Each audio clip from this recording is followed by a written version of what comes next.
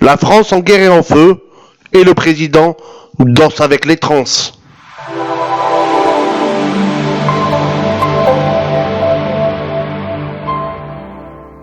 Bonjour à tous, nous sommes jeudi 05-12-2019.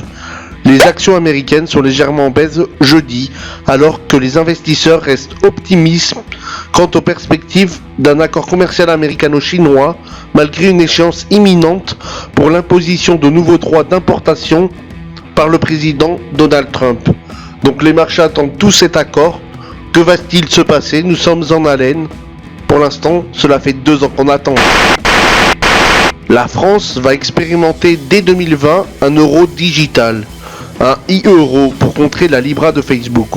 Voici l'ambition de la Banque de France qui va lancer l'an prochain des expérimentations pour développer une monnaie digitale de banque centrale appelée MDBC. Elle sera dédiée aux transactions de gros, c'est-à-dire aux montants très élevés, a annoncé mercredi son gouverneur François Villeroy. Et on passe aux crypto-monnaies avec cette histoire de Ruja Ignotova qui se faisait appeler la reine de monnaie numérique.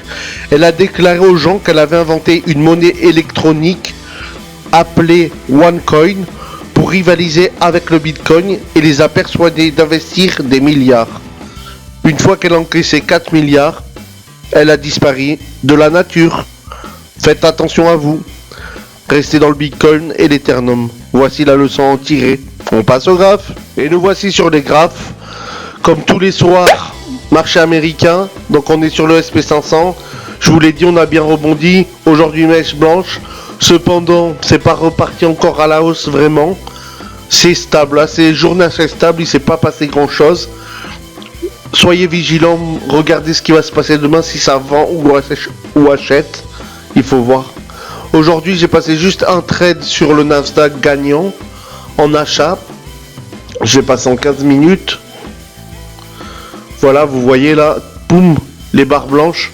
Voilà, c'était le trade à prendre aujourd'hui. Et sinon là, il y a une petite sell-off, mais vous voyez qu'elle est tout de suite arrêtée. Donc je pense qu'il y a de fortes chances que ça reparte à l'achat. Mais soyez vigilants parce qu'en plus vendredi, il y a beaucoup de amateurs qui rentrent en jeu, donc les marchés sont jamais corrects, c'est pour ça que je traite jamais le vendredi. Donc faudra analyser ça dès lundi. Mais bon, je pense qu'il y a une opportunité d'achat quand même. On va passer en Daily One pour confirmer. Vous voyez la grosse sell-off, ça rebondit, ça revient. Et là, il faudrait un peu d'achat et boum, on repartirait à la hausse. Donc voilà, soyez vigilants, dites-moi les trades que vous prenez, si mon analyse vous plaît, ce que je peux améliorer dans les vidéos. N'hésitez pas à liker, partager, checker mes formations, et je vous dis à lundi. Au revoir tout le monde, bon week-end.